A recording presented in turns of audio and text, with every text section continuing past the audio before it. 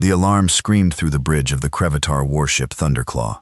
Commander Thraxel rose from his command chair, his massive 8-foot frame casting shadows across the control panels. His natural armor plates shifted as he moved, dark purple scales catching the dim light of the ship's interior. "Report," he growled, his voice deep enough to vibrate the metal floor. "Distress signal from Mining Colony 749. "Commander," his communications officer replied. "Pirates have taken hostages. 43 workers captured. The attackers are demanding ransom and safe passage." Thraxel's 4 eyes narrowed. Pirates were becoming bold again. It had been years since anyone dared challenge Council authority so openly. Perhaps they had forgotten what happened to those who defied the Krevitar.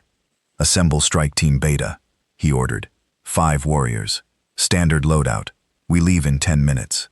His second in command, a younger warrior named Vexrel, stepped forward. "Commander, 40 pirates against 5 of us. Perhaps we should bring more warriors." Thraxel let out a sound that might have been laughter. "Vexrel, when was the last time 5 Krevitar needed help against criminals? We are the strongest species in the galaxy. Our presence alone will make them surrender." It was true. For 10,000 years, the Krevitar had maintained peace across the galaxy. They were bigger, stronger, and tougher than any other species. Their natural weapons, razor-sharp claws, and armored bodies, made them perfect warriors. Most conflicts ended the moment a Krevitar warship appeared. Nobody wanted to fight them. Nobody could win. The Galactic Council, a union of 847 different species, depended on the Krevitar. When there was trouble, they called the Krevitar. When there was war, the Krevitar ended it. It was the natural order of things. 20 minutes later, Thraxel and his team emerged from hyperspace near Mining Colony 749. The colony was a small operation, built into an asteroid mining rare metals for the Council. It should have been safe, protected by its isolation and the Council's reputation. "Sir, I'm detecting another ship," the pilot announced. Small freighter docked at the main entrance. "Not in our database." Thraxel studied the scanner readings. The ship was old, patched together from different parts. A cargo hauler, probably. Scan for life signs inside the colony. Reading 43 hostages in the main chamber as reported. "But sir, with the pirates, I'm only detecting 12 life forms near them. And they appear to be restrained." "Restrained?" Thraxel leaned forward. "Are you certain?" "Yes, Commander. The pirates are the ones who are tied up." This made no sense. Had the hostages somehow overpowered their captors? Unlikely. The distress signal had been sent only 3 hours ago. No rescue team could have arrived this quickly. The nearest Council security force was 2 days away. "Vexrel, take the team and investigate. I want to know what happened." The 5 Krevitar warriors entered the colony through the main airlock. Their clawed feet echoed on the metal floors as they moved through the empty corridors. Everything was too quiet. No sounds of fighting. No screams. Just silence. They found the hostages first, gathered in the colony's cafeteria. The workers looked tired but unharmed. When they saw the Krevitar, many of them actually relaxed as if the danger was already over. "Where are the pirates?" Vexrel demanded. An older mining supervisor pointed down the corridor. "Storage Bay 3. The humans are guarding them." "Humans?" Vexrel had never heard of this species. "They showed up about an hour ago. Said they were passing through when they picked up our distress call. Next thing we knew, all the pirates were unconscious and tied up." The Krevitar warriors exchanged glances. This was highly irregular. They moved to Storage Bay 3, weapons ready. What they found confused them even more. 12 creatures stood in the storage bay. They were small, barely over 6 feet tall. Their skin was soft, unarmed, in various shades of brown and pink. They had no natural weapons that Vexrel could see. No claws, no fangs, no protective scales. They looked fragile, like they might break if someone touched them too hard. These were humans? The pirates, 40 of them, sat against the wall with their hands bound behind their backs. They were from different species, all of them stronger looking than the humans. Yet here they were, defeated and complaining about headaches. One of the humans stepped forward. She was smaller than the others, with dark skin and short black hair. She wore a simple jumpsuit covered in oil stains. "You must be the Galactic Council's peacekeepers." I'm Captain Elena Reeves. We secured the situation for you. Vexral studied her carefully. She showed no fear, despite standing before 5 Krevitar warriors who could tear her apart without effort. Either she was incredibly brave or incredibly foolish. Explain, Vexral commanded. How did 12 of you defeat 40 armed pirates? Elena smiled. It was not a nice smile. They had hostages. We couldn't let that stand. So we dealt with it. That is not an explanation. Fine. Elena pulled out a small device and projected a hologram. We've been recording everything. Watch. The hologram showed the events from an hour earlier. The humans had approached the colony quietly, docking on the opposite side from the pirates. While the pirates celebrated their successful hostage-taking, the humans had infiltrated through maintenance tunnels. Vexral watched as the humans split into teams. They moved silently, communicating through hand signals. They studied the pirates' positions, identifying leaders and weak points. Then they acted. But they did not fight honorably. They did not announce themselves or offer the pirates a chance to surrender. Instead, they used tricks. They cut the power, plunging the colony into darkness. The pirates panicked, firing weapons blindly. While the pirates were confused, humans wearing strange green glowing devices on their heads moved through the darkness like ghosts. They did not see in the dark naturally, Vexral realized. They had made tools to help them. The humans used noise to deceive the pirates. They threw objects to create sounds in one direction, then attacked from another. They whispered in the darkness, making the pirates think their own allies were betraying them. They used the environment, causing steam leaks and oxygen warnings that made the pirates fear the colony itself was failing. One by one, the pirates fell. Some were knocked unconscious by surprise attacks. Others were trapped in rooms or corridors. A few were talked into surrendering by a human who somehow convinced them their own leader had abandoned them. In 20 minutes, it was over. Not a single hostage was harmed. Not a single human was injured. 40 pirates were captured without a prolonged fight. Vexral stopped the recording. This is unconventional. It's effective, Elena replied. Why fight fair when lives are at stake? Because honor demands it. Vexral's voice rose. A warrior faces their enemy directly. They do not hide in shadows and use deception. A warrior protects those who cannot protect themselves, Elena countered. We did that. The hostages are safe. The pirates are captured. Does it matter how we did it? Vexral had no answer. By the results, the humans had succeeded, but everything about their methods felt wrong. The Krevitar way was to confront enemies with strength and courage, to prove superiority through direct combat. These humans fought like cowards, yet they had won. Commander Thraxul will want to speak with you, Vexral finally said. An hour later, Elena stood on the bridge of the Thunderclaw. Commander Thraxul towered over her, studying the strange new species with intense curiosity. Your species is not in the galactic database, Thraxul said. Where do you come from? A planet called Earth. It's in the outer rim, far from Council space. We've been exploring nearby systems for the past 20 years. This is our first contact with the wider galactic community. And in your first contact, you defeat 40 pirates without suffering a single casualty. Thraxul's tone was skeptical. Your recording shows tactics I have never seen. Deception, ambush, psychological manipulation. Is this how your species fights? It's how we survive, Elena said. Earth isn't an easy world, Commander. We don't have armor like yours. We're not the strongest or the fastest. So, we learn to be smart. We learn to adapt. We learn to use what we have. You look weak, Thraxul stated bluntly. No natural weapons. Soft skin, small size. How did your species ever survive to reach space? Elena's smile returned. Would you like a demonstration? What do you propose? A training exercise. Your warriors against mine. We can use simulation weapons, non-lethal. A simple scenario. Capture the flag. You choose your best 5 warriors. I'll choose 5 from my crew. We'll see which approach works better. The bridge fell silent. Several Krevitar officers made sounds of surprise. Vexral looked shocked. Even challenge a Krevitar warrior was unusual. To challenge 5 was unheard of. Thraxul felt something he had not experienced in years. genuine interest. This human was either very confident or very stupid. Perhaps she did not understand what the Krevitar were capable of, or perhaps she did understand and simply did not care. "You wish to fight Krevitar warriors in combat simulation?" Thraxel asked slowly. "You understand we are the strongest species in the galaxy. No species has ever defeated us in battle." "I understand," Elena said. "That's exactly why I'm asking. If we're going to join the Galactic Council someday, we should know how your military operates, and you should know how we fight." What better way than a friendly competition? Thraxel considered this.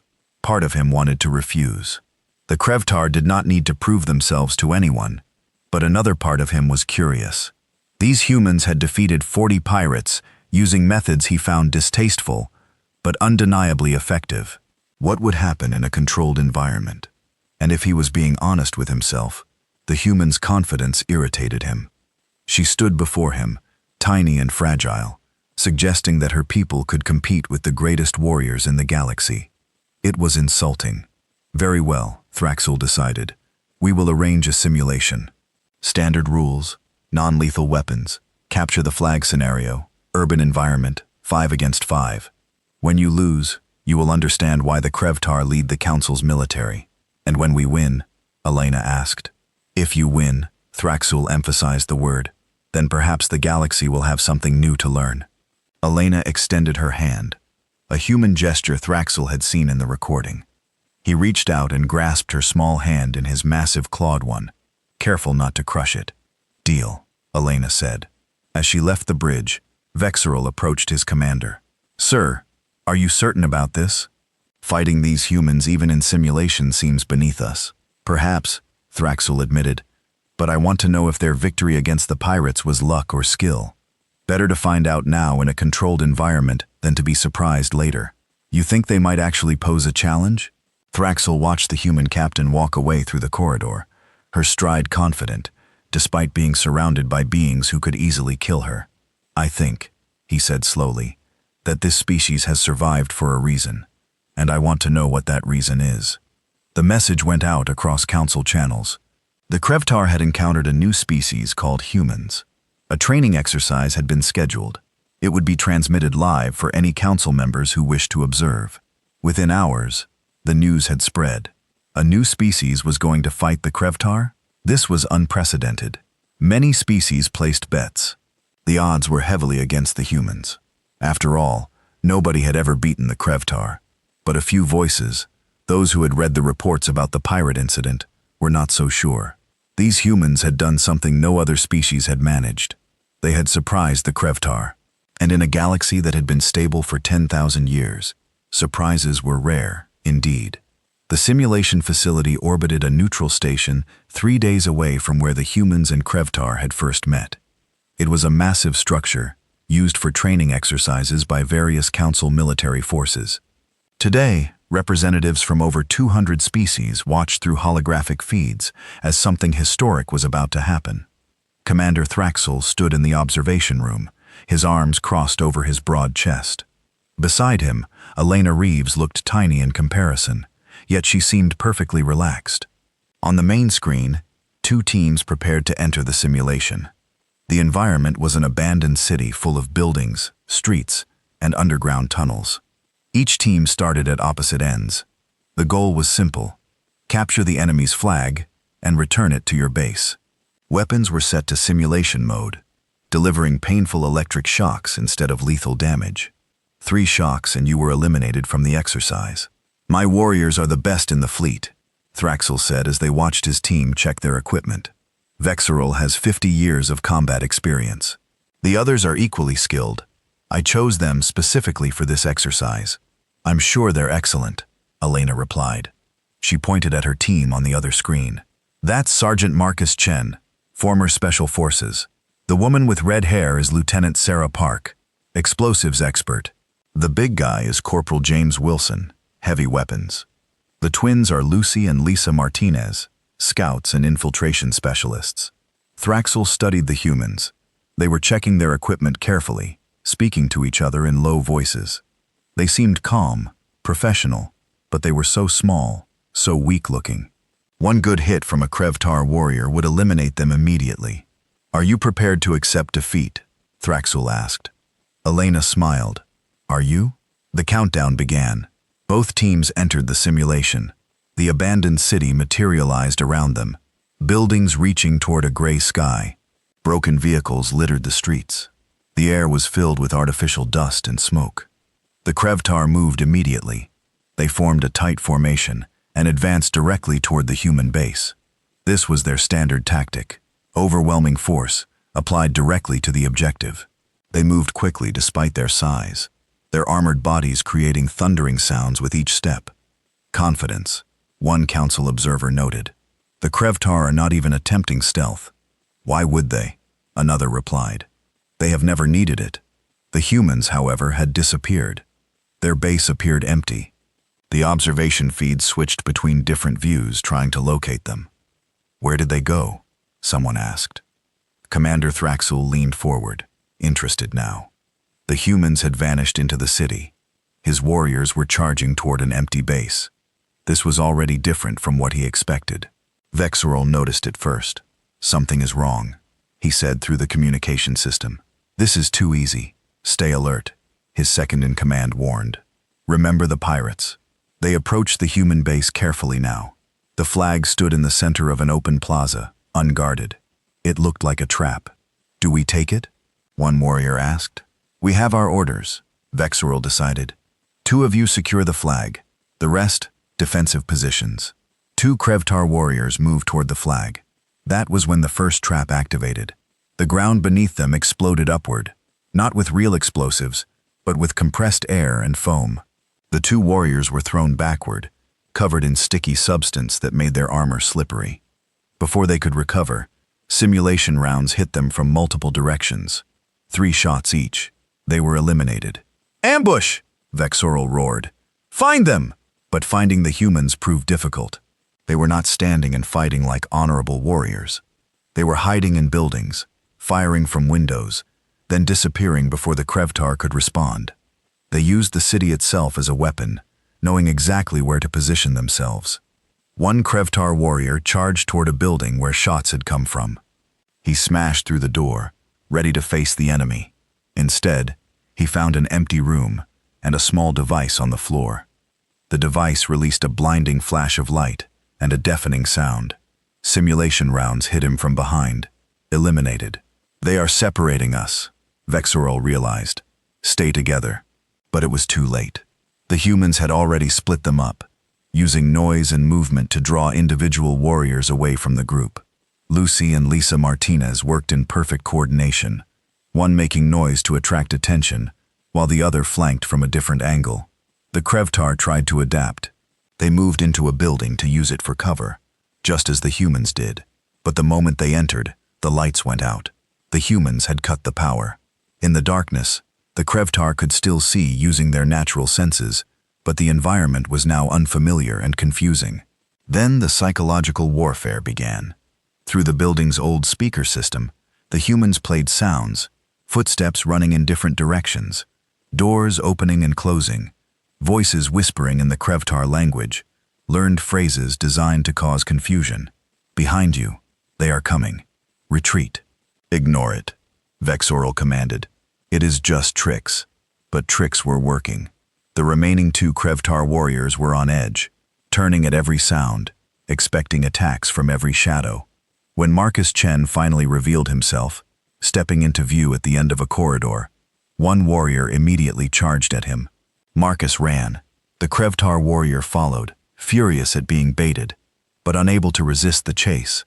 He was faster, stronger, closing the distance quickly, but he did not see the wire stretched across the hallway at ankle height until he tripped over it. The warrior crashed through a weak section of floor, falling into the basement below. He landed hard, simulation sensors detecting enough impact to count as elimination. Vexorol was alone now. 4 of his warriors eliminated without taking down a single human. The shame burned in his chest. This could not be happening. The Krevtar never lost. He moved carefully now, abandoning the aggressive tactics. If the humans wanted to use stealth and deception, he would be patient. He would wait for them to make a mistake. But the humans did not make mistakes. Instead, they changed tactics. All 5 humans appeared simultaneously, surrounding Vexorol's position. They did not hide anymore. They stood in open view, weapons aimed at him from 5 different directions. Vexorol could take 1 or 2 of them before they eliminated him. But 5?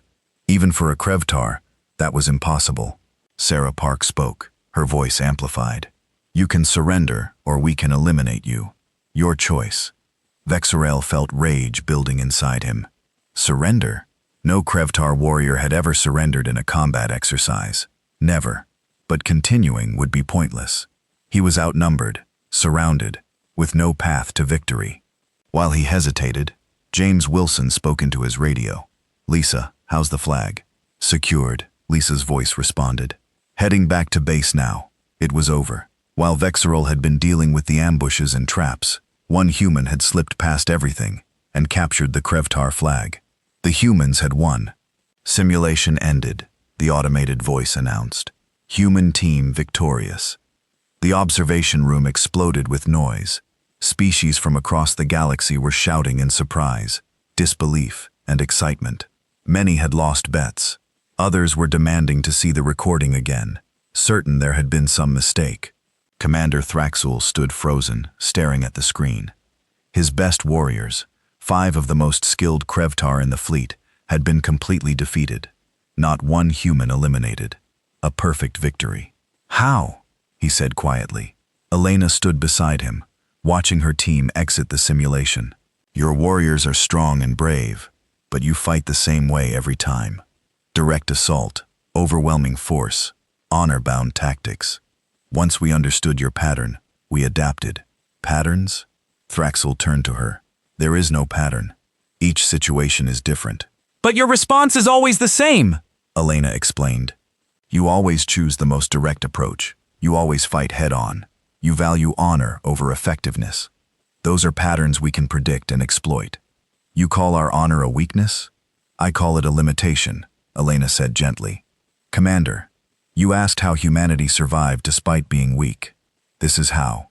We cannot overpower our enemies, so we outthink them. We cannot win with strength, so we win with strategy. Every disadvantage we have, we turn into an advantage. Thraxul looked at his defeated warriors on the screen. Vexorol was speaking with the humans, his body language showing both shame and curiosity. The others were examining the traps that had defeated them, trying to understand how they worked. A rematch, Thraxul said suddenly. We will do this again. My warriors will adapt. We will learn your tricks. Will you? Elena asked. Commander, your entire military doctrine is based on being the strongest. When has anyone ever forced you to change tactics? When have the Krevtar ever needed to adapt? The truth of her words struck him hard. She was right. For 10,000 years, the Krevtar had fought the same way, because it always worked. No one had ever given them a reason to change. They were the strongest, so strength was always the answer. Until now. What do you want? Thraxul asked.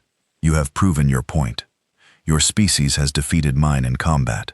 What comes next? Elena was quiet for a moment, choosing her words carefully. We do not want to defeat you, Commander. We want to learn from you. And maybe you could learn from us. Humanity is alone out here. We are new to the galaxy. We need allies. And the Krevtar, you have maintained peace for 10,000 years. That is something worth respecting. You want alliance? After humiliating us? I want partnership, Elena corrected. Commander, think about it.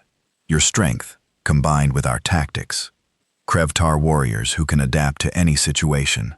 An unstoppable force that can also be an unstoppable strategy. Would not that make the Krevtar even greater than they already are? Thraxul considered this. His pride was wounded, yes. The defeat stung deeply. But beneath the shame, he felt something else. Fascination. These humans had shown him something he thought impossible. They had beaten the unbeatable. What else might they be capable of? I will bring this to the Galactic Council, Thraxul decided. Humanity will be considered for membership, and I will recommend joint training operations between human and Krevtar forces. You would sponsor us? Elena seemed surprised. Even after we defeated you? Because you defeated us, Thraxul said. For 10,000 years, The Krevtar have protected the galaxy. We have grown comfortable in our strength. Perhaps too comfortable. You have reminded me that there is always something new to learn. Always a different way to approach problems. He extended his massive clawed hand. Elena shook it, her small hand disappearing in his grip. Besides, Thraxel added, with something that might have been a smile, if we are going to face enemies together, I would rather have humans fighting alongside us than against us. The news of humanity's victory spread across the galaxy faster than any starship. A new species, unknown and seemingly weak, had defeated the legendary Krevtar warriors. Some species were excited, seeing it as proof that the galaxy was entering a new era. Others were concerned, worried about what these unpredictable humans might do. But in the training facility, 5 humans and 5 Krevtar sat together, sharing food and stories. Vexrel was asking Marcus Chen about Earth's military history. Sarah Park was showing another warrior how to set up a proper ambush. James Wilson was arm wrestling a Krevtar twice his size, and somehow holding his own through sheer stubborn determination. Your warrior is losing, Elena noted. But he has not given up, Thraxel observed. Typical human behavior? Very typical, Elena confirmed. We are not good at knowing when to quit. That might be useful in a fight. It is. Trust me on that. Thraxel watched the two species interact. Warriors from different worlds learning to understand each other. Perhaps the galaxy was ready for change. Perhaps it needed change. And perhaps these strange, weak, stubborn humans were exactly what the galaxy needed.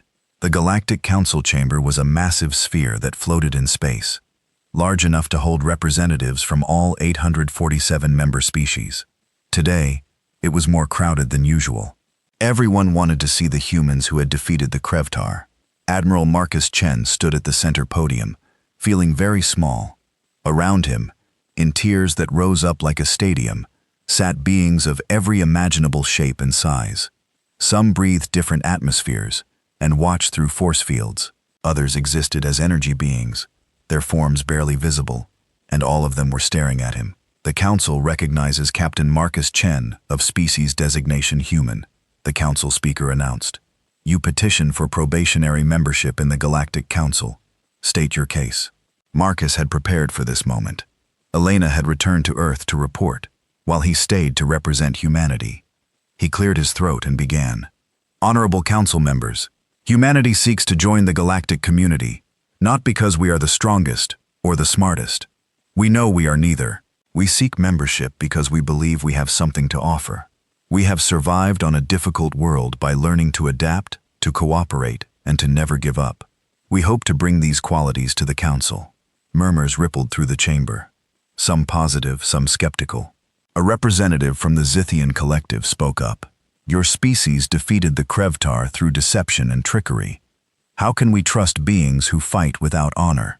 Marcus had expected this. We fought to protect hostages and to win a training exercise. In both cases, no lives were lost.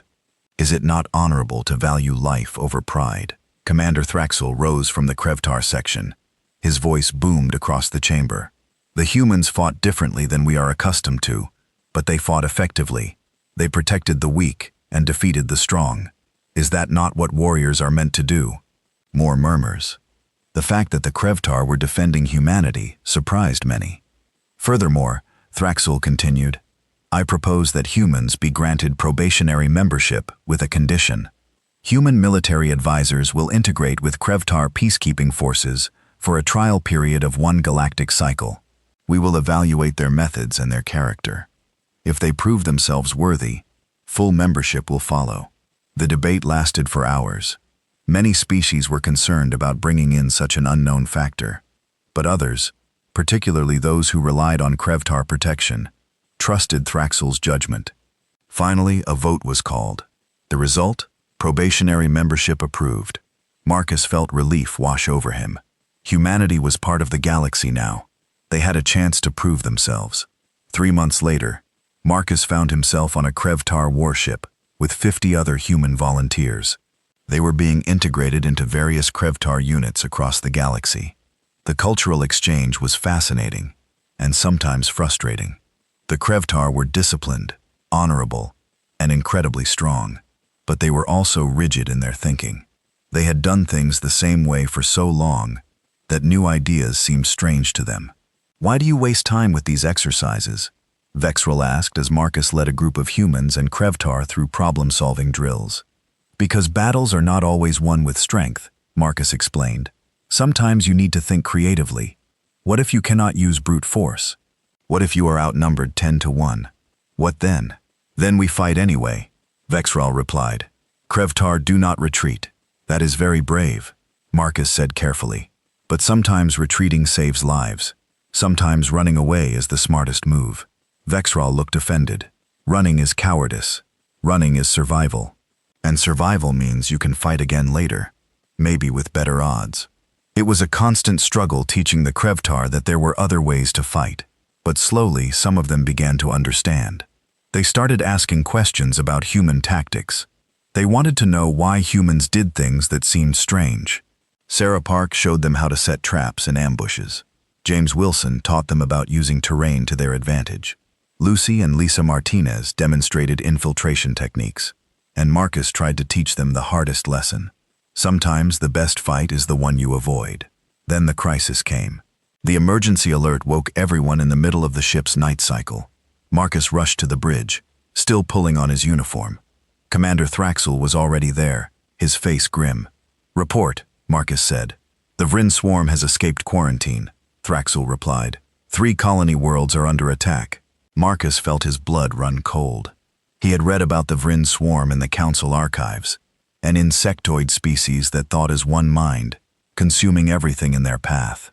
100 years ago, they had nearly destroyed a dozen worlds before being contained on their home system. The quarantine had held for a century until now. "How bad?" Marcus asked. "Bad. The swarm is consuming resources faster than predicted. Krevtar forces are engaging but struggling. The swarm adapts quickly, learning from each encounter. We are being requested as reinforcements." Marcus pulled up the tactical display. The 3 colony worlds were spread across a small system. The swarm was attacking all 3 simultaneously, overwhelming defenses with sheer numbers. Krevtar forces were fighting bravely, holding the line, but they were being pushed back. "How long until we arrive?" 6 hours maximum speed. Then we have 6 hours to prepare. Gather all human advisors to the briefing room. I need to see everything we know about the swarm. The briefing was intense. Marcus studied the swarm's attack patterns, watching recordings of the current battle. The swarm was like nothing humanity had ever faced. Thousands of creatures, all controlled by a single intelligence, moving with perfect coordination. "They fight like water," Thera observed. "When you push them back in one place, they flow around to another, and they learn," Marcus noted. "Look here. The first wave uses basic tactics. The second wave, just hours later, has adapted to Krevtar weapons and strategies. So, they are getting smarter," James said. "Great. Not smarter," Marcus corrected. "More informed. They are gathering data with each encounter. Every time the Krevtar use the same tactic, the swarm learns to counter it." Lucy leaned forward. "So, what do we do?" Marcus was quiet, thinking. The Krevtar were losing because they fought predictably. The swarm could learn from predictable tactics. But what if they change the pattern? "We need to make them learn the wrong lessons," Marcus said slowly. "We need to show them patterns, then break those patterns, confuse their collective mind. How? I am not sure yet. But I think we need to study their behavior more carefully. There has to be something we can exploit." When they arrived at the combat zone, the situation was worse than reported. 1 colony had already fallen. The other 2 were barely holding. Swarm ships filled the space around the planets like angry insects, their organic hulls pulsing with alien life. "All ships. This is Commander Thraxel," the Krevtar leader announced. "We reinforce the defense of Colony World 2. Prepare for engagement." "Wait," Marcus said. "Commander, permission to speak?" Thraxel glanced at him. They had worked together long enough now that the Krevtar trusted the humans' instincts. "Speak. I have been watching the recordings. I think I see a pattern in the swarm's attacks. May I show you?" Thraxel pulled up the tactical display. Marcus pointed at the swarm's movements. "See how they attack? They send waves at defensive positions, testing them. Each wave is a little different. trying new approaches. When they find a weakness, they exploit it. Yes, we know this. What is your point? The point is, they are learning from every encounter. But what if we do something they cannot learn from? What if we do something completely unpredictable, such as, let me study their patterns for 30 minutes. I think I can identify where their central command nodes are located. Thraxel was skeptical. The swarm has no central command. They are a collective. Yes, but some parts of the collective must be coordinating the others, like how a human brain works. Individual cells, but some areas control specific functions. You are guessing. I am hypothesizing. Marcus corrected. Give me 30 minutes to analyze their movement patterns. If I am wrong, we fight your way. If I am right, we might be able to stop them more effectively. Thraxel looked at his tactical officers. They seemed doubtful. But the Krevtar commander had learned something from humans over the past months. Sometimes crazy ideas worked. 30 minutes, he decided. But if this fails, we do things the Krevtar way. Marcus gathered his human team and they began analyzing the swarm's movements. They were looking for anomalies, patterns within patterns. Sarah noticed it first. There, that group of swarm ships. They move differently. They are not attacking. They are staying back, observing. Marcus zoomed in. She was right. While most of the swarm was throwing itself at the defenses, a small group of larger ships hung back, moving between areas of heavy combat, but never engaging directly. Those could be the coordinators, Lucy suggested. The ones processing information and directing the swarm. Can we identify all of them? Marcus asked. They worked frantically, marking every ship that showed the same behavior pattern. Within 25 minutes, they had identified 17 potential coordinator nodes across the entire battle space. Marcus brought the information to Thraxel. These ships, I believe they are local coordination nodes. If we take them out, the swarm in that area should lose cohesion. You want to ignore the main swarm forces and attack these specific targets? Yes, surgical strikes. Fast and precise. That means leaving defensive positions. It means taking risks. It means potentially saving both colonies, Marcus countered. Commander, the defensive approach is not working. The swarm is too numerous. But if we can disrupt their coordination even temporarily, it might give the colonies time to evacuate. Thraxel was silent for a long moment. This went against everything the Krevtar believed in. They held the line. They did not abandon defensive positions to chase targets. But the line was breaking anyway, and the humans' logic made sense. How do you propose we do this? The Krevtar ships hold the line and draw the swarm's attention. Human pilots and smaller fighters slip through and strike the coordinator nodes. We are too small to be priority targets. By the time the swarm realizes what we are doing, we will have hit multiple nodes. You will be surrounded and outnumbered. That is our specialty, Marcus said with a slight smile. Thraxel made his decision. Do it. But if this fails? If this fails, you have permission to tell me I told you so, Marcus replied. The plan went into motion. Krevtar warships moved into position, drawing the swarm's attention with aggressive displays and heavy fire. Meanwhile, 30 human-piloted fighters launched quietly, using the battle's chaos as cover. Marcus led one squadron. His heart pounded as they flew into the thick of the swarm. Alien ships surrounded them, but most were focused on the larger Krevtar vessels. The humans were like mosquitoes, too small to matter. First target identified. Sarah's voice came through the comm. Moving to engage. All squadrons, hit your targets simultaneously, Marcus ordered. In 3, 2, 1, now. 30 fighters opened fire on 17 different targets.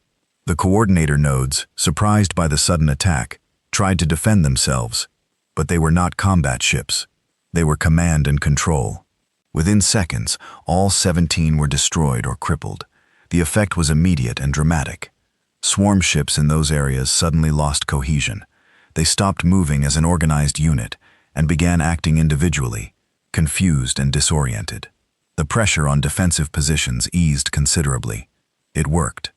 Bexel's voice came through, surprise evident. The swarm is breaking apart. All ships, advance. Thraxel ordered. Push them back while they are disorganized. The combined human Krevtar force surged forward. For the first time in days, they were winning. The swarm, Its coordination disrupted, began to retreat. 2 colonies were saved. When they returned to the flagship, Commander Thraxel did something unprecedented. He stood before Marcus and the human team and placed his clawed hand over his heart in a Krevtar salute of respect. "You saved those colonies," Thraxel said. "Your strategy worked when ours was failing. The Council will hear of this." Marcus returned the salute. "We fought together, Commander. Your warriors held the line. We just found a different approach." "No," Thraxel said firmly. "You found the right approach. That is the difference." The victory was celebrated across the galaxy. For the first time in centuries, someone had found an effective counter to the Vryn swarm, and it was not the mighty Krevtar who had done it. It was humans working alongside them. 6 months after the victory against the Vryn swarm, humanity was no longer probationary. The Galactic Council had granted them full membership. Human advisors were now stationed with military forces across the galaxy, teaching new tactics and strategies. The old ways were changing. Commander Thraxel walked through the joint training facility on Council Station Prime, watching Krevtar warriors practice ambush techniques with human instructors. A year ago, he would have called this disgraceful. Now he saw it as evolution. "The Council requests your presence, Commander," his communications officer reported. "Urgent session. All military leaders required." Thraxel felt unease settle in his chest. Urgent sessions were rare. Something serious had happened. He found Admiral Marcus Chen already heading toward the council chamber. "Any idea what this is about?" Marcus asked. "None.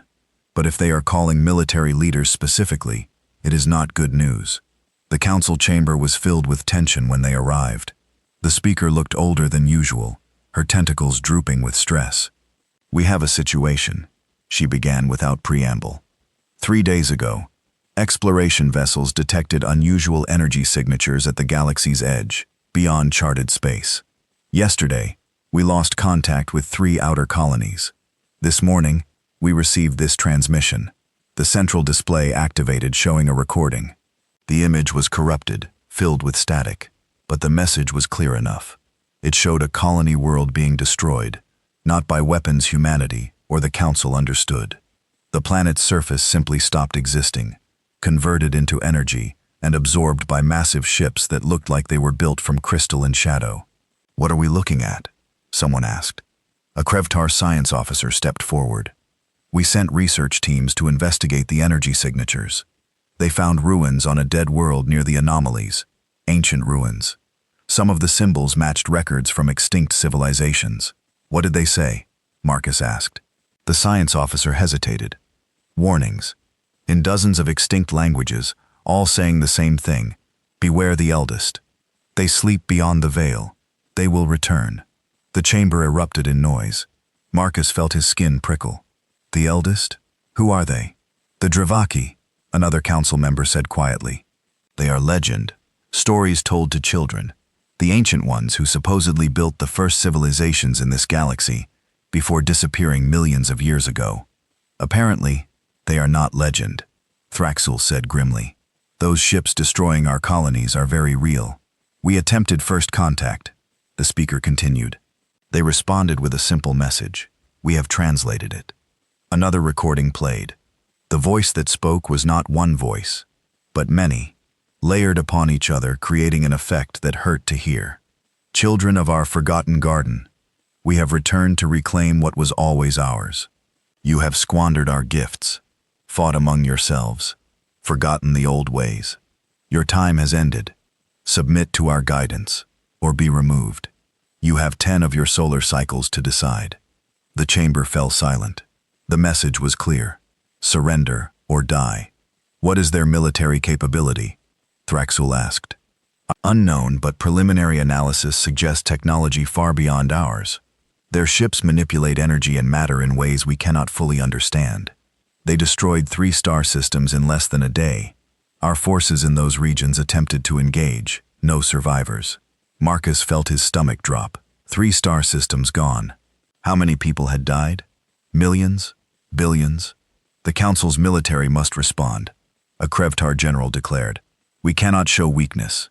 We also cannot fight an enemy we do not understand," Marcus countered. "We need information. We need to know what we are facing." The human speaks wisely, the speaker agreed. We are gathering all available data, but the reality is simple. The Dravaki have technology and power we cannot match with conventional warfare. Then, we use unconventional warfare, Marcus said. It is what humans do best. Thraxel nodded. The Council military will engage to buy time and gather intelligence. But we need to be realistic.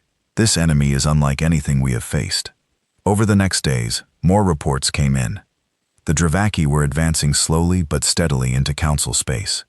Every attempt at communication was met with the same response: submit or be destroyed. Every military engagement ended in defeat. The Krevtar sent their best fleets, massive warships that had never been beaten. The Dravaki destroyed them with casual ease, converting metal and energy into nothing. It was not even a fight. It was extermination. The galaxy began to panic. Species that had lived in peace for 10,000 years suddenly faced annihilation. Some council members began arguing for surrender. Others wanted to fight to the last, even if it meant extinction. Marcus and his team worked around the clock, studying every piece of data about the Dravaki. There had to be a weakness. Everything had a weakness.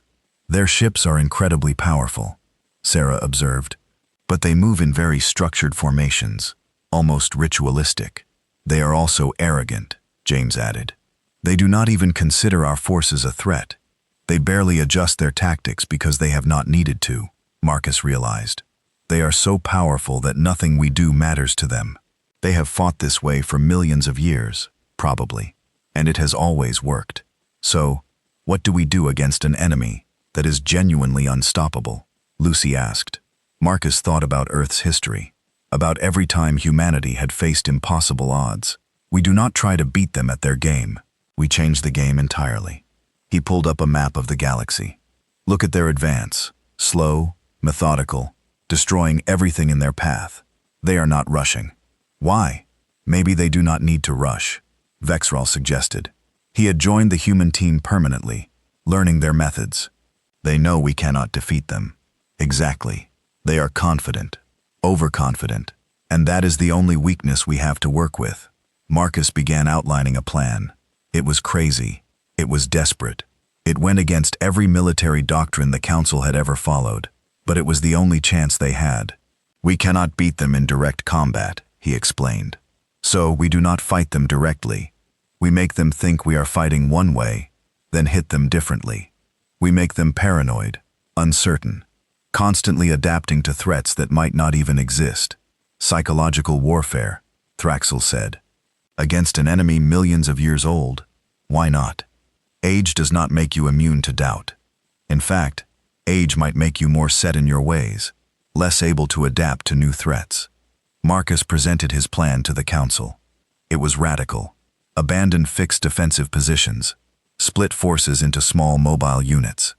Hit and run attacks. Make every system a trap. Use civilians as intelligence gatherers. Turn trade routes into ambush points. Make the Dravaki pay for every inch of space they took. This is not warfare, one council member protested. This is terrorism. This is survival, Marcus replied. The Dravaki have given us a choice: submit or die. I am proposing a third option. Make them regret ever coming back. Your plan requires the entire galaxy to become a war zone, another member said. Civilian casualties will be enormous. Civilian casualties are already enormous, Marcus said quietly. 3-star systems are gone. Billions are dead. And more will die unless we do something different. The Dravaki expect us to fight honorably, to protect our people, to value peace. We need to show them that we value survival more. The debate raged for hours. Some species refused to participate in such tactics. Others reluctantly agreed, but enough voted in favor that Marcus was given military command authority, something no non-Krevtar had ever received. You understand what you are asking us to do? Thraxel said privately after the vote. You are asking the Krevtar to abandon honor, to fight like cowards. I am asking you to fight like humans, Marcus corrected, to survive. Is that not honorable? Thraxel was silent for a long time. Finally he said, when this is over, if we survive, the galaxy will never be the same. The peace we maintained for 10,000 years, The honor we fought with. All of it will be gone. Yes, Marcus agreed. But the people will still be alive. Is not that worth it? I do not know, Thraxel admitted. But I trust you, human. You have not been wrong yet. The new strategy was implemented immediately. Council forces were reorganized into small strike teams. Humans trained other species in guerrilla tactics, ambush techniques, and psychological operations. Entire star systems were prepared as traps. The Dravaki continued their advance, but now they faced something different. A fleet would arrive at a system expecting a fight, only to find it abandoned. But when they moved to claim it, explosives would detonate, or systems would overload, or ships would emerge from hiding to strike and vanish. It was not doing much damage. The Dravaki were still too powerful, but it was slowing them down, making them cautious, making them think. And thinking was the first step toward doubt. Commander Thraxel led a Krevtar strike team on a mission that would have been unthinkable a year ago. They were abandoning a colony world, letting the Dravaki take it. But before they left, they filled the infrastructure with traps, rigged the power systems to overload, and poisoned the resource deposits. This feels wrong, Vexrel said as they prepared to evacuate. I know, Thraxel replied. But Marcus is right. If we fight their way, we lose. If we fight our way, we die.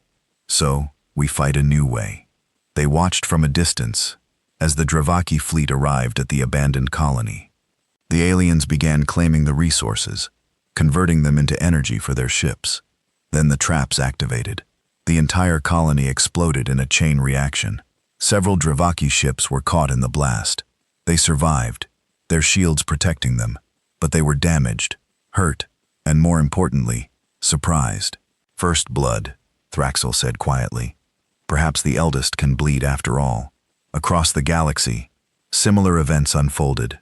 The Dravaki found themselves fighting an enemy that refused to engage properly. Ships appeared and disappeared. Resources they claimed were worthless or dangerous. Colonies were empty or trapped. Trade routes led to ambushes. It was not defeating the Dravaki, but it was frustrating them. And frustration led to anger. Anger led to mistakes. Marcus watched the reports coming in. The Dravaki were changing their tactics, becoming more aggressive, sending larger forces to smaller targets. They were overreacting, overextending, trying to stamp out an enemy that would not stand still long enough to be destroyed. It is working, Sarah said. They are getting impatient. Not enough, Marcus replied. We are slowing them down, but they are still winning. We need something bigger, something that will make them truly afraid. How do you scare beings that have existed for millions of years? James asked. Marcus pulled up intelligence reports on Dravaki behavior. He studied their movements, their communications, their patterns. There had to be something, some fear, some weakness they did not even know they had. And then he saw it. They are dividing their forces, Marcus said slowly. Look, they started with one massive fleet. Now they are spreading out trying to cover more territory. They are reacting to our tactics by splitting up. Is that not good for us? Lucy asked. It is exactly what we need, Marcus said with a grim smile. They are adapting to fight us, which means they see us as a threat, which means they are not as confident anymore. And if they are not confident, they can be beaten. Thraxel finished. Marcus nodded. It is time for Phase 2. We have made them angry. Now we make them scared. Admiral Marcus Chen stood before the largest military gathering in galactic history. Representatives from 400 species filled the massive briefing hall, all waiting to hear the plan that would either save them or doom them to extinction. The Dravaki believe they are invincible, Marcus began. They have believed it for millions of years. That belief is their weakness. A holographic display showed the Dravaki fleet positions. They had divided their forces, spreading across Council territory in multiple groups. Each group was still powerful enough to destroy anything in its path, but they were no longer concentrated. Over the past weeks, we have shown them that we will not fight conventionally. They have adapted by dividing their forces to cover more territory. This is good, but now we take it further. We are going to make them afraid of their own shadows. How? Commander Thraxel asked. He looked different now. The proud warrior had learned to embrace tactics he once would have called dishonorable. War had changed him, as it had changed all of them. Operation Madhouse, Marcus announced. We are going to launch a series of attacks that make absolutely no strategic sense. We will sacrifice resources, ships, even entire fleets, in ways that appear completely irrational. The goal is not to win battles. The goal is to make the Drovaki believe we are unpredictable, possibly insane, and therefore dangerous in ways they cannot calculate. The room erupted in confused voices. Sarah Park stepped forward to explain further. The Drovaki think logically. They have spent millions of years using pure logic and superior technology to dominate. They expect us to protect our most valuable assets, defend our most important worlds, and retreat when we cannot win. We are going to do the opposite of all that. She pulled up a tactical map. We will abandon heavily defended worlds without a fight. Then we will send massive forces to reclaim worthless systems. We will sacrifice expensive warships to destroy minor Drovaki scout ships. We will broadcast false intelligence that contradicts itself. We will make them think every action might be a trap. Every retreat might be a feint. Every victory might be part of a larger plan they do not understand. You want to make them paranoid, a council member realized. Exactly, Marcus confirmed. Paranoia makes you second-guess everything. It makes you slow down, be cautious, waste resources on threats that might not exist. And while they are busy trying to understand our insanity, we will be positioning for the real attack.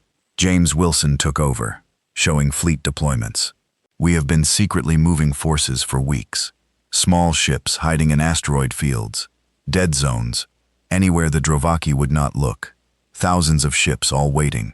The Drovaki do not know they are surrounded, because they are not looking for an attack. They think they are hunting us. When they are sufficiently confused and divided, Marcus continued, we launch simultaneous strikes on every Drovaki group at once. Not to destroy them, that is impossible, but to their command ships and communications. We have identified the ships that coordinate their fleets. If we can take those out even temporarily, the Drovaki forces will lose cohesion, just like we did with the Vryn swarm, Vexrel noted. Exactly. The principle is the same. Find the coordination nodes, eliminate them, create chaos. But the Drovaki are not the swarm, Thraxel pointed out. Their technology is far superior. Getting close enough to strike their command ships will be nearly impossible. Marcus nodded. Which is why we are not getting close. We are already close. We have been planting saboteurs on Drovaki-controlled worlds for weeks. Human volunteers specially trained. They have been infiltrating Drovaki ships, learning their systems, placing charges and programming viruses. When we give the signal, they activate everything at once. The room went silent. The implications were staggering. You sent humans to infiltrate Drovaki ships? Someone asked. That is a suicide mission. It is, Marcus agreed quietly. Every volunteer knew they probably would not come back. But they went anyway, because this is the only way to get inside the Drovaki defenses. Sarah's voice was steady, but Marcus could hear the emotion beneath. We have 67 teams across Drovaki territory. Engineers, soldiers, hackers. They have been sending us intelligence about Drovaki systems and weaknesses. When Operation Madhouse begins, they will sabotage every Drovaki ship they can reach. Thraxel felt something he rarely experienced. Awe. Humans were fragile, weak creatures, but they were willing to sacrifice themselves in ways even the Krevtar found difficult to comprehend. Your people walk into death knowingly. Our people walk into death hoping, Marcus corrected. Hoping that their sacrifice means something. Hoping that someone else gets to live. That is very human. The plan was approved. There were objections, concerns, and fears, but there were no better options. The Drovaki were still advancing, still destroying worlds. Time was running out. Operation Madhouse began. The first phase was chaos. Council forces launched attacks that seemed random and senseless. They abandoned the heavily defended core worlds without explanation, pulling all military forces back. The Drovaki, confused, moved in to claim them. But when they arrived, the worlds were empty, stripped of anything useful, filled with traps that served no purpose except to waste the Drovaki's time. Meanwhile, Council fleets launched desperate assaults on meaningless asteroid fields and empty systems. They fought with fury over resources that were worthless. They sent expensive warships on suicide runs against minor Drovaki patrols. The Drovaki could not understand it. Why were the Council forces acting irrationally? Why sacrifice so much for so little gain? Every new encounter made less sense than the last. Their communications, intercepted by Council intelligence, showed increasing confusion. The Drovaki commanders were arguing among themselves, trying to identify the pattern. But there was no pattern to find. That was the point. They are slowing down, Sarah reported 3 weeks into the operation. Drovaki fleet movements are becoming more cautious. They are sending scout ships ahead, checking systems multiple times before committing forces. We have gotten into their heads. How are our saboteur teams? Marcus asked. Sarah's expression darkened. 17 teams have been discovered and eliminated, but the remaining 50 have successfully infiltrated key Drovaki vessels. They are in position and awaiting orders. 50 teams out of 67. Marcus felt each loss like a physical blow. Those were people under his command, people who had trusted him, people who were never coming home. We honor their sacrifice by finishing this, Thraxel said, reading Marcus's expression. They gave their lives so others could survive. That is the highest honor any warrior can achieve. Marcus nodded. He could grieve later. Right now he had a job to finish. The second phase began. Hidden fleets emerged from their hiding places simultaneously across the galaxy. Thousands of ships from dozens of species, all moving at once. The Drovaki, already paranoid and confused, suddenly found themselves surrounded. At the same moment, the saboteur teams activated their programs. 67 people, scattered across Drovaki ships and installations, triggered every trap they had spent weeks preparing. Explosives detonated. Computer viruses spread. Power systems overloaded. Shields failed. Communication arrays went offline. Not all of it worked. The Drovaki technology was sophisticated enough to counter many of the attacks, but enough worked. Enough chaos was created, and in that chaos, the Council forces struck. Marcus commanded from the flagship, coordinating hundreds of battles simultaneously. Every species fought according to their strengths. The Krevtar led brutal assault teams. The Zithian energy manipulators disrupted Drovaki shields. The Vrothian telepaths confused enemy communications. And humans were everywhere, adapting to situations as they developed, finding weaknesses, exploiting opportunities. Drovaki command ship in Sector 7 is exposed, a tactical officer reported. Shields down from sabotage. All nearby forces converge on that position, Marcus ordered. Take it out. 3 separate fleets hammered the exposed command ship. It was still incredibly powerful, destroying dozens of Council vessels. But without shields, it could be damaged. And damage meant doubt. One by one, Drovaki command ships fell or retreated. The coordination that had made the Drovaki invincible began to break down. Individual Drovaki groups found themselves isolated, cut off from central command, uncertain what to do, and uncertainty was death in combat. They are retreating, Thraxel reported with disbelief. The Drovaki group in Sector 12 is pulling back. All forces pursue, Marcus commanded. Do not let them regroup. Keep the pressure on. The battle raged for 18 hours. It was the longest, bloodiest combat the galaxy had ever seen. Millions died. Hundreds of ships were destroyed. Entire fleets were lost. But slowly, impossibly, the Drovaki were being pushed back. The turning point came when a young human pilot named Jennifer Torres, leading a squadron through a debris field, spotted something no one else had noticed, a pattern in the Drovaki retreat. They were all falling back toward a single point in dark space. "Admiral," she reported, "I think I found their rally point. They are regrouping somewhere beyond our sensors." "Can you identify the location?" Marcus asked. "Negative. But if we track their retreat vectors and extrapolate," she sent the data. Marcus studied it quickly. "That is where they came from," he realized. "That is their staging area. If we hide, the war was over." Marcus sat in his command chair, exhausted beyond measure. Around him, officers were celebrating, crying, or simply collapsing in relief. They had won, against impossible odds, against an enemy older and more powerful than anything the galaxy had known. They had won. "Casualties?" he asked quietly. Sarah's voice was heavy. "Preliminary estimates, 12 million military personnel dead, 40 worlds severely damaged or destroyed, 300 billion civilian casualties total. The numbers were staggering. The cost of victory was almost too high to bear. And the saboteur teams? Marcus forced himself to ask. 11 survivors out of 67 teams. The rest, confirmed lost. Marcus closed his eyes. 56 teams, 300 people, give or take.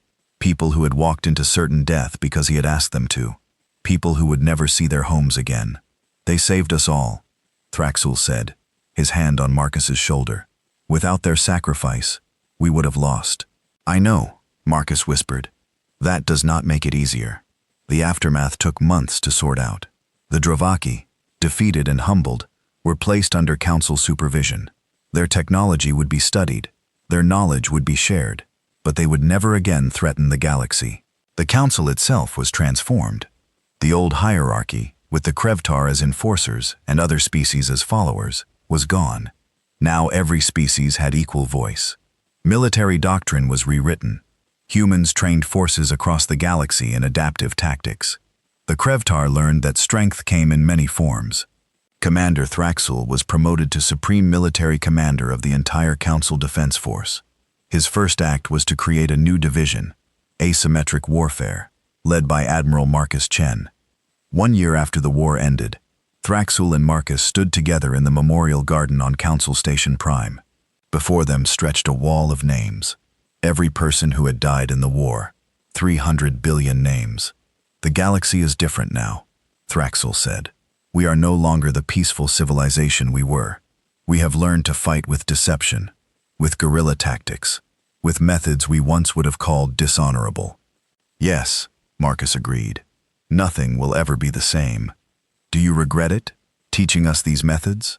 Marcus was quiet for a long moment. I regret the deaths.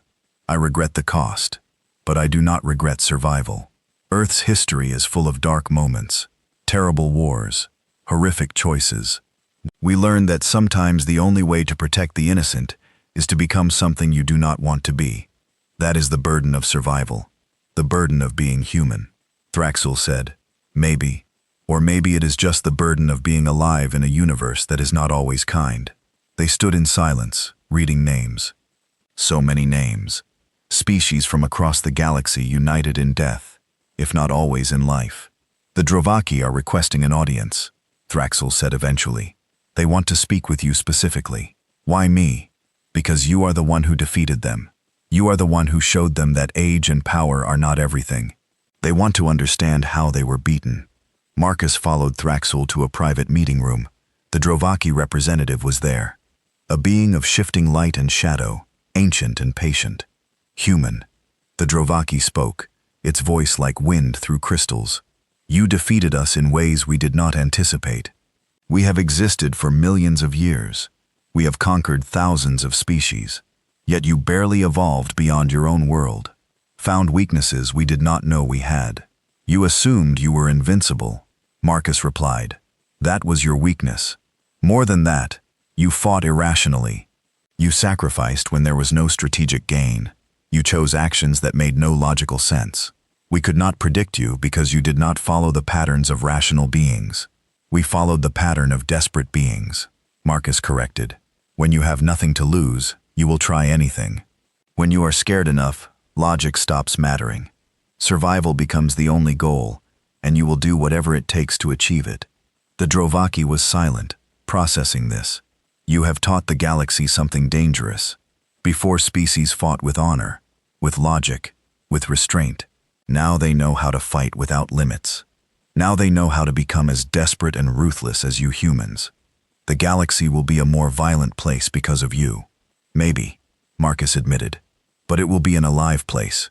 Better a violent galaxy than an extinct one. You believe that truly? That any method is justified if it achieves survival? Marcus thought about Earth's history, about all the wars, the atrocities, the dark chapters humanity wished it could forget. I believe that when someone threatens to exterminate you, you have the right to fight back with everything you have. You gave us no choice, Drovaki. You came back after millions of years and demanded submission or death. What did you expect us to do? We expected you to lose. the Dravaki admitted, as all others have lost. Then you did not understand humanity. We have been losing since we first stood upright on Earth. We lost to predators, to diseases, to nature itself. We have been fighting for survival for our entire existence. Losing is not new to us. But giving up, that is something we never learned how to do. The Dravaki seemed to consider this. Perhaps that is why you survived when others did not. Not because you are strong, but because you refuse to accept defeat. Maybe, Marcus said. Or maybe we are just too stupid to know when we are beaten. After the Dravaki left, Thraxul found Marcus staring out at the stars. What are you thinking? I am thinking about the future, Marcus replied. The galaxy has changed. We showed everyone how to survive against impossible odds. But we also showed them how to fight without mercy, how to win without honor, how to do terrible things for good reasons. I am not sure if that is a gift or a curse. It is both, Thraxul said. But it is necessary. The galaxy was too peaceful, too comfortable. We had forgotten that survival sometimes requires hard choices. You reminded us. And now we rebuild, we train, we prepare. Because somewhere out there, beyond our galaxy, there might be other threats. And when they come, we will be ready. Not just the Krevtar, but all of us together. Marcus nodded. Together? I like that. In the months that followed, the galaxy slowly transformed. Military academies taught human tactics alongside traditional methods.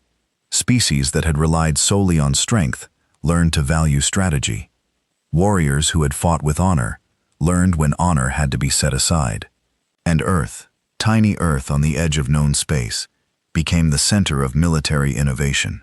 Humans, trained instructors, wrote doctrines, shared their darkest knowledge of how to survive against superior enemies.